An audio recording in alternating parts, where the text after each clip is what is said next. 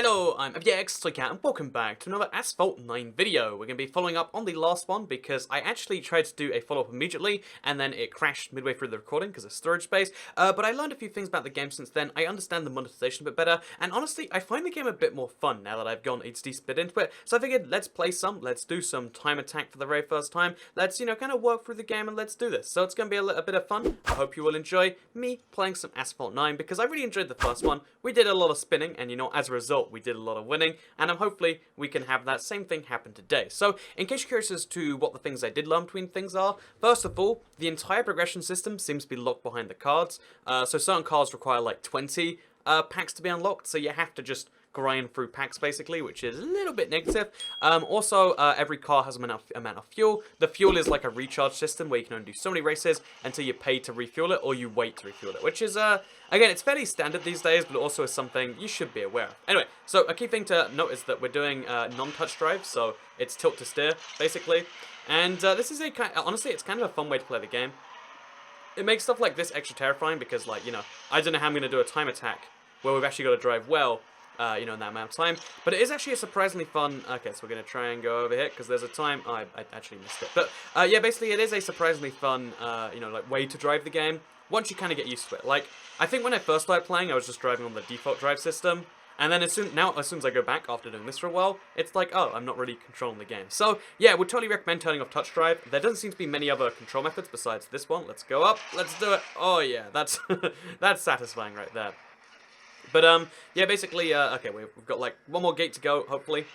The game is really fun. It looks amazing for an Android game, and there's just a lot of good things to say about this game, I would say, overall. Like, even though, you gotta be realistic about, like, oh, are we gonna finish? Yes, we are. Just barely, but still, we finished. It all counts just the same. But yeah, the thing you gotta keep in mind about, the game is, it's gonna have the usual Android stuff, but I mean, if you're used to that, this is fine. But it is still, like, it would be preferable if it didn't have it, and that's why I'll always recommend other games over it. However, just because there's one thing or a few things you don't like about a game, I think it's wrong to dismiss everything else you don't like. And in this case, I like the rest of the game enough to, like, kind of work through that and see if it gets too much worse or if it gets better or, what kind of happens. So that's what we're doing right now. So, first of all, we've got 11 of the season flags. We need to get all of them to move forwards, which means we have to do this previous race again and actually win it. Again, I did a whole video. Lots of spinning, so much spins and so many wins, but obviously that we're missing. But yeah, basically I did a few courses in this brand new cup. There's a lot of cups, there's a lot of races, and they intend to improve the game as it goes forwards, which is something that sounds cool to me. I like the idea of a game which is always being developed with you, or at least it's going to keep on expanding, because it means that there's going to be more when you come back to it, or there's going to be more when you next play it. As you progress through it, more stuff comes out. Which again sounds scary on a part of me is like, oh, that sounds awful. You'll never complete the game because there'll always be more. And then a part of me says, what? If you're far enough in a game where you get to complete it, you probably want there to be more when you're done. So anyway, what we're going to be doing is we're going to get back into this. It's especially I forgot. As you can see, knock down a guy. You can actually knock down people without spinning into them. I also mention. It's a small thing, but it's kind of a key thing because you get a lot of boosts from knocking people down. So it's worth doing, Also, yeah, I never do any real drifting, because it's the same button as spinning, and I just always forget to do it. Also, the game is just so cool, like, there's just a lot of tiny things, like, there's just, like, yeah, it's a racing game, but, like, a few minor changes make it, honestly, just as fun as any other racing game out there, and when you tilt to steer, for a while, it's terrible. Also, did some spinning, now I'm gonna do the winning. Oh, okay, that didn't, that does not classify under winning. But yeah, once you actually get used to the tilt steering, I'd say it actually is a fairly effective method. It's never going to be quite as precise as any, like, control stick you're imagining or whatever else. But again, for a mobile game, this is phenomenal, actually. Like, I feel like it's really quite well done once you get adjusted to it and once everything goes well. So, A++ on the steering. And then that's something I have to mention. So anyway, today, I'm recording this at quite late in the evening, actually. It's 11 minutes past midnight. And apparently a lot of, like, Let's Play videos I just record late, because right now I'm staying up late, and that means a lot of videos are coming this time. And yeah, I just got back actually from, I did a bit of a 11 PM walk, and one of the things I guess I don't appreciate enough is the fact that, like, walking around at 11 PM is something a lot of people are scared of, but it is one of the things that I think is, like, best in the world. You know how people are always like, oh yeah, you gotta smell the flowers, and it's like, nah, flowers actually smell quite bad. I'll stick to not smelling them. One of the things I will say, Okay, so we can turn that back off, by the way. We're going to upgrade the car just a little bit more, because I feel like we definitely should do that. Every car gets more advanced. Import parts can be found, which we can do magic stuff with. How do we get import parts? Guess what? You buy the cards. Again, there's a lot of that. But the fact that enough of the game works without it, you know, it's nice enough by itself. So we'll upgrade our thing. Upgrade our garage, apparently. Ooh, exciting. Oh, and we get some card packs. Nice. So yeah, the thing to keep in mind is all these card packs. You know, they're locked in so many different ways. There are a lot of free ones as well. Even though a lot of games will just be like, you know, keep buying our stuff. In this particular case, it's like, oh yeah, if you watch an ad, you get a pack. If you every now and then, it just throws packs at you. And I believe that we might have just got enough packs to unlock a brand new car. Again, I'm not sure. That's what I think so, at least so far. So yeah, things are going pretty good for me right now. We'll check on if I'm actually right about that by going through my career. Going back into here, because we can actually unlock this fairly soon, as well as this, I believe. So yeah, lots of things coming. Oh, we need 21 flags to unlock that, and we have 18 flags. Okay, so we need to get every single flag in this, plus some flags from last time that I missed. Okay, that's easy enough to do, right? But yeah, as you can, I don't have enough to unlock it, but if I get 2 more, you can, and it always will tell you how to do it. Like, oh, get the blueprints. All I have to do is, you know, do these particular races, or go to the car back shop. So, again, it is a little heavy on the nose in some cases, but the fact that, like, for this whole last video and this video, it hasn't been necessary in the slightest, and there are enough upgrades early game, there is definitely a lot of hours of fun for going for this. But yeah, like I said, I was walking around at 11 PM, and one of the joys in life is really, I would say, being able, you know, like going out for a late night walk, seeing the world when there aren't people in it. I know this sound, everything I say makes me sound like a, you know, like an antisocial person who just hates humanity. You know, I'm a misanthrope. That's the word I'm looking for.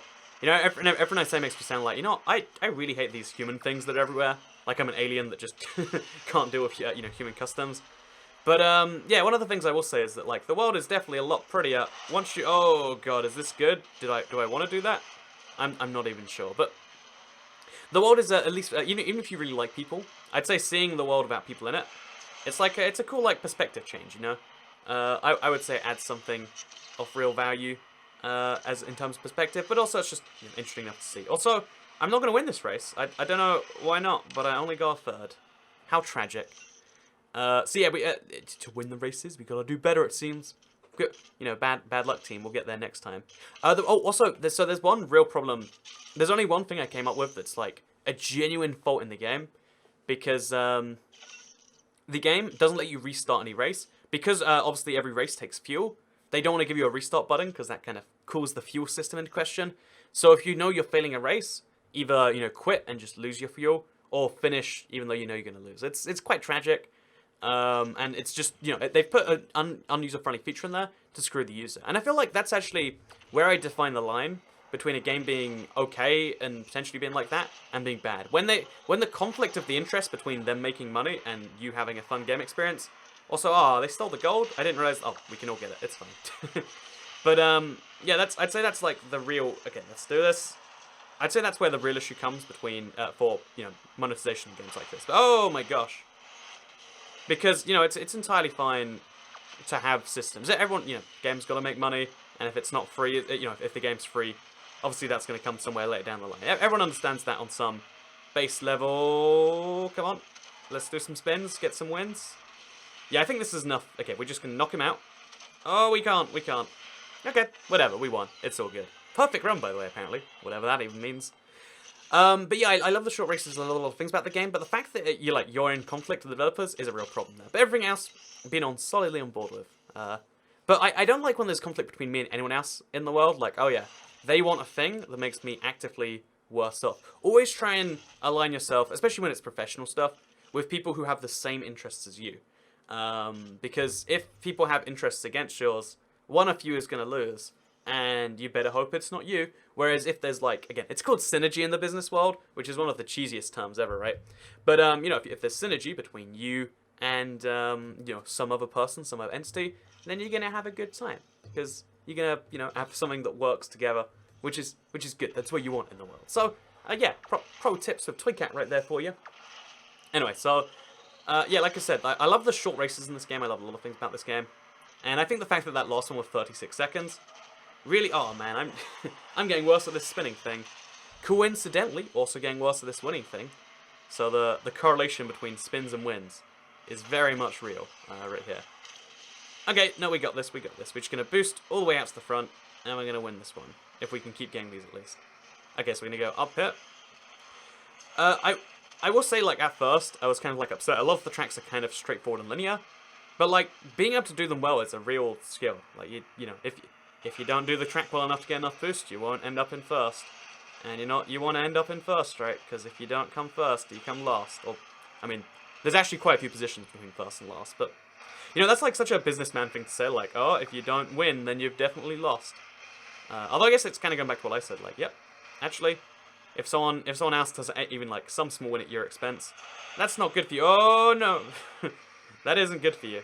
I think I've actually lost the race based on that single event by itself. So, things aren't looking good here.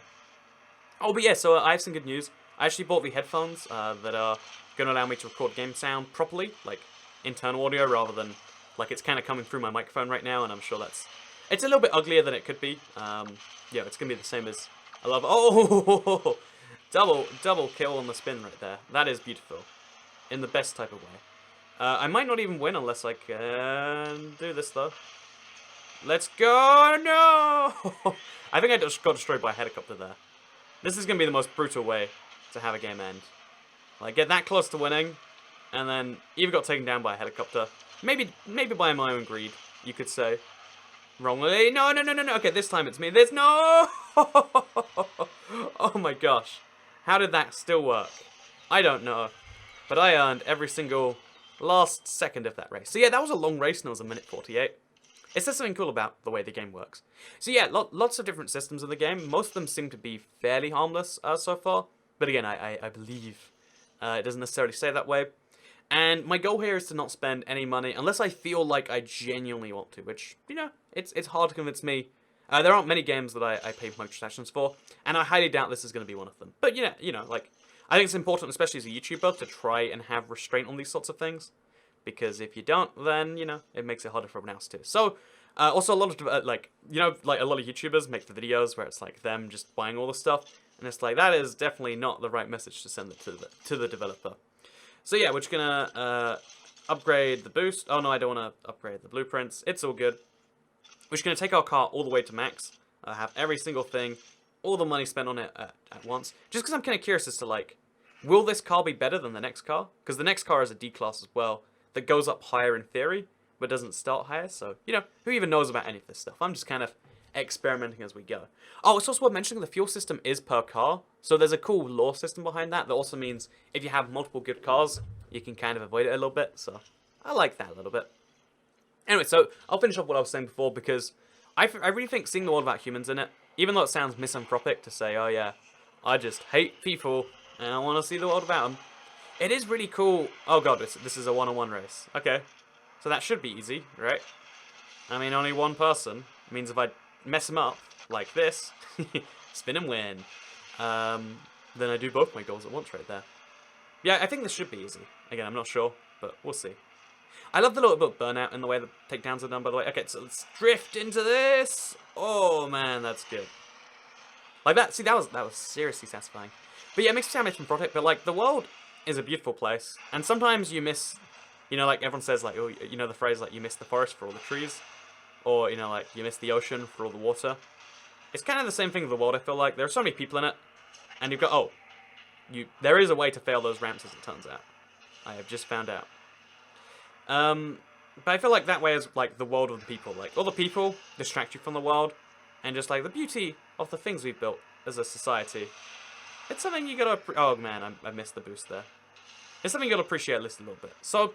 I'm really hoping there's some form of rubber banding in this game. In fact, I'm almost sure there is.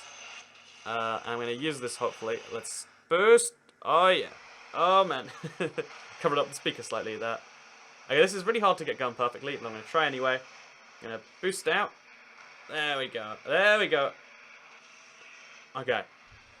So I think we still got this. It's going to be one of the longest races we've done today, actually. It's going to be a solid, like, 2 or 3 minutes or something. Going crazy over here. No end to the insanity of what's happening. But yeah, the world without people in it is beautiful. Like, the things we've built, the things we've done. It's sometimes weird that, like, so much Oh god. Can I get this guy? I can. No, I can't. I could spin. No! So this is actually going to come right down to the wire, I think. We're spending most of the race pretty together, to say the least. And, oh, no, there's a gold one here. Okay, that's, no, can't get it. Oh. See, my handling sucks a little bit here. I'll admit that, as pretty as the next person. But it's all fine. And it's same with me with games. Like, so many times when you're watching or doing something, you'll just compare it to other things. And it's hard to, like, see something for what it is. Instead, you can only really compare it to other things. Which is why, you know, so many trends start and so many things like that happen. Because all you have as a frame of reference is like, oh yeah, here's another thing by another person. Okay, I've totally got this. I've got enough boost. Oh no, I'm on the mud track. That's not good. Oh, no. Okay. It's fine. I'm in the lead. Very barely. There's 8% to go. I have this very bad feeling I'm going to be overtaken. So I'm going to save some drift, do some spins, just keep myself going, and there we go. It's a finish. Slay Cat's up ahead. Didn't even fall off the track once, which is a good thing. I'm pretty sure.